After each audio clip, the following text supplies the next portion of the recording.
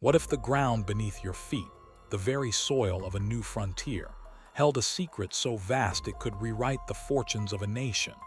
Imagine a discovery so monumental it could create new dynasties overnight. Now, what if that secret was nothing more than a ghost, a glittering illusion crafted by two simple men to bring the most powerful financiers in America to their knees? This is the story of a hole in the ground that became a mountain of lies. Our story unfolds in 1872, in the heart of the American Gilded Age. The Civil War was a fading memory. The Transcontinental Railroad had stitched the nation together, and a fever of speculative greed pulsed from New York to the boomtown of San Francisco. It was a time when titans of industry were forged, and men of vision gambled fortunes on whispers of gold, silver, and the promise of the untamed West. Into this world of high finance and higher hopes walked two men who seemed to have stepped directly out of the wilderness. They were Philip Arnold and John Slack, a pair of rough, uneducated prospectors. With weathered faces and calloused hands, they were the very picture of anonymity, the kind of men who disappear into the landscape. But in their possession, they carried a secret that would make them, for a time, the most important men in America. In early 1872, Arnold and Slack arrived in San Francisco and made their way to the Bank of California, the financial heart of the West Coast. They met with the bank's founder, the legendary William Ralston, a man whose ambition was as vast as the territory he sought to conquer. The prospectors opened a simple leather pouch and poured its contents onto his desk, a glittering pile of rough, uncut diamonds, rubies, and sapphires. They claimed to have discovered a secret diamond field somewhere in the remote American wilderness. They were cagey about the location, spinning tales of hostile Native American tribes and treacherous terrain, insisting on absolute secrecy. Ralston, a man who had built an empire on calculated risks, was skeptical but deeply intrigued. The possibility of an American diamond source, rivaling those in South Africa or Brazil, was a prize of unimaginable value. Ralston assembled a syndicate of the wealthiest and most powerful men in the country. This wasn't a small-time investment. It was a gathering of eagles. The names included General George S. McClellan, the famous Civil War commander, Horace Greeley, the influential newspaper editor, and even an agent for the European banking dynasty of the Rothschilds. They were the elite, the men who couldn't be fooled. But even titans of industry needed more than a bag of gems as proof. They demanded that the site be inspected by an independent expert. They chose the most respected mining engineer in the country, Henry Janin. His reputation was impeccable, his judgment considered infallible. If Janin verified the find, it was as good as gold. The investors agreed to pay him a handsome fee and stock options, ensuring his interests were aligned with theirs. Arnold and Slack, in a masterful stroke of reverse psychology, played hard to get. They acted insulted that their word was being doubted. They reluctantly agreed to lead Janin to the site, but only under the strictest conditions. He and his team would have to travel by train, then be taken on a long, circuitous journey on horseback, sometimes blindfolded, to protect the location's secrecy. The journey was a piece of theater designed to disorient and impress. They traveled for days into the remote territory of the Wyoming-Colorado border. When they finally arrived at the desolate, windswept mesa, Janin and his associates were overwhelmed by the sheer isolation. Here, in the middle of nowhere, they were about to uncover a secret that would change the world. What Janin didn't know was that this desolate patch of earth had been meticulously salted. Months earlier, Arnold and Slack had taken a cache of low-grade, uncut diamonds and gems purchased for a pittance in Europe and scattered them across the mesa. They carefully pressed stones into the dirt, hid them in the cracks of rocks, and even placed them in anthills to make them look as if they had been unearthed by the insects. The moment Janin arrived, the discovery began. With just a simple digging knife, he unearthed a diamond. A few feet away, one of his associates found another. Everywhere they looked, the ground seemed to glitter with promise. They found diamonds, rubies, sapphires, and emeralds. It was a bonanza beyond their wildest dreams. The sheer abundance of gems in such a small area was geologically unprecedented, but in their excitement, this red flag was ignored. Janin, the infallible expert, was completely duped. He was so overwhelmed by the find that he barely conducted any rigorous geological tests. In his euphoric state, he declared it the single greatest mining discovery in the history of the world. His official report was glowing, stating that a team of unskilled laborers could extract millions of dollars worth of gems with minimal effort. With Janin's report in hand, the hoax became an undisputed fact. The syndicate incorporated the San Francisco and New York Mining and Commercial Company, capitalizing it at a staggering $10 million, billions in today's money. The stock was set to be offered to the public, an event that would have triggered a speculative frenzy dwarfing the gold rush. The two simple prospectors, Arnold and Slack, were quietly paid off with an estimated $600,000 in cash and stock. As the news spread, it seemed nothing could stop the diamond juggernaut.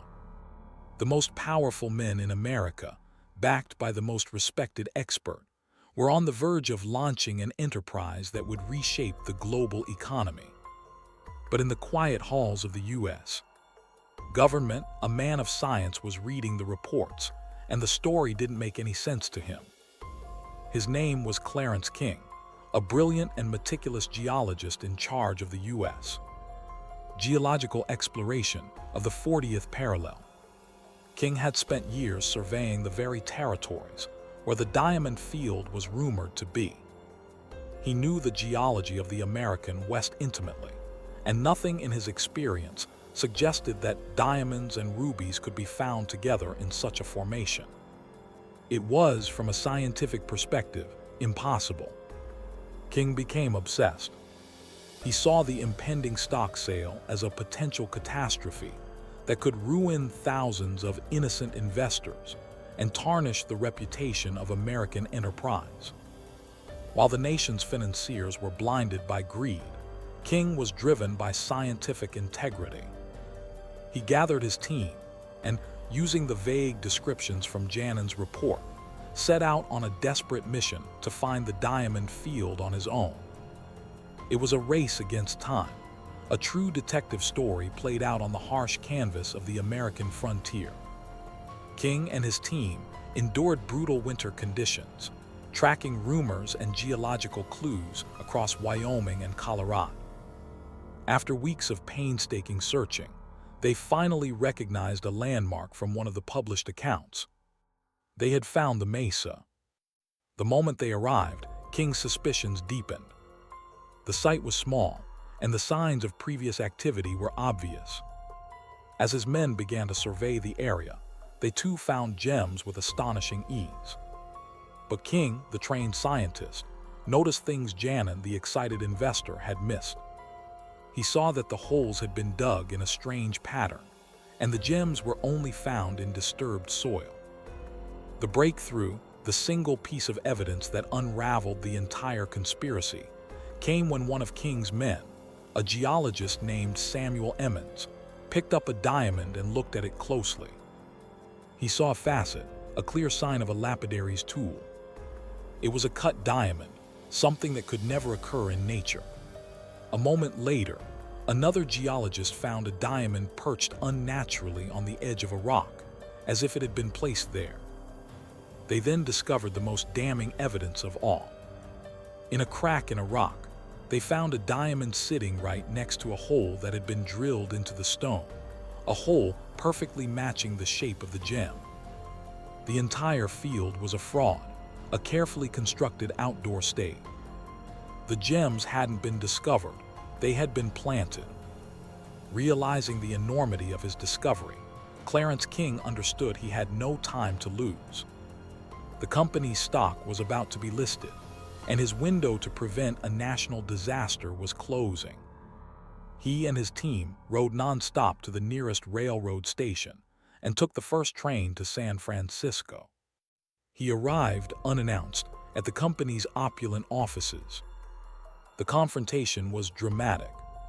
King, a dusty and exhausted government geologist, stood before the board of millionaire investors and laid out his findings. He presented the cut diamond, explained the geological impossibilities, and declared their $10 million enterprise a complete and utter hoax. The investors were stunned, their dreams of a diamond empire turning to ash before their eyes. The news broke with the force of an earthquake. The San Francisco and New York mining and commercial company collapsed instantly. The stock became worthless. The titans of industry, the men who believed they were infallible, were publicly humiliated.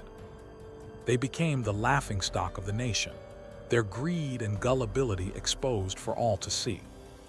The aftermath for the key players was as varied as their roles in the drama. William Ralston, the great visionary of San Francisco, had his reputation severely damaged. The scandal contributed to a loss of confidence in his financial judgment, and a few years later, his banking empire collapsed. He was found dead, floating in the San Francisco Bay, a suspected suicide. Clarence King, on the other hand, became a national hero.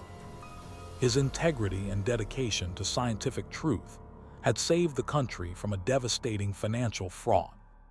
The event solidified the reputation of the newly formed U.S. Geological Survey as a vital and incorruptible institution. King was celebrated as the man who chose facts over fortune. And what of the two architects of the Great Deception? John Slack, the quieter of the two, took his share of the money and vanished. He was last reported to be working as a coffin maker in New Mexico, a ghost who simply faded back into the anonymity from which he came. Philip Arnold, the mastermind, returned to his home state of Kentucky, a wealthy and powerful man. He used his ill-gotten gains to become a banker himself.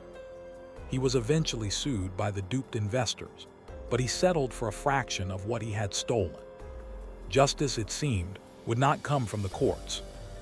Arnold's life, however, ended in violence. He got into a bitter business rivalry with another banker, which escalated into a public shootout. Arnold was wounded in the shoulder. While he survived the gunfight, he later contracted pneumonia related to his injury and died. He took the full secrets of the diamond hoax to his grave. The Great Diamond Hoax became a defining cautionary tale of the Gilded Age. It was a stark lesson in the dangers of speculative fever, a story of how easily greed can blind even the most powerful and intelligent men. It revealed a deep-seated desire in the American psyche to believe in the impossible, to believe in a get-rich-quick dream. The story is a monument to the power of a simple, well-told lie. Arnold and Slack weren't financial geniuses, they were master storytellers. They understood their audience perfectly. They knew that the Gilded Age elite, for all their power and wealth, were just as susceptible to a tale of easy riches as any poor prospector. They exploited the gaps in knowledge between the rugged frontier and the polished boardrooms of the coasts. They used the vast, mysterious landscape of the West as their accomplice, a place where anything seemed possible, even a mountain made of diamonds. Their stage was the American imagination itself. The hoax also represents a pivotal clash between two forces that defined 19th century America: the reckless ambition of speculative capitalism, embodied by William Ralston, and the sober, methodical pursuit of truth, embodied by Clarence King. In this one spectacular instance, the truth won. It serves as a chilling reminder that credibility can be manufactured. The involvement of respected figures like General McClellan and the ultimate endorsement by the expert Henry Janin created a feedback loop of legitimacy. Once a belief gains enough momentum, it becomes nearly impossible to stop, regardless of its connection to reality. And so, the phantom diamond field of 1872 leaves us with a question that echoes through the decades. The names and the commodities change, but the psychology remains the same. In an age of digital currencies and virtual assets, how certain are we that the ground beneath our own feet is real?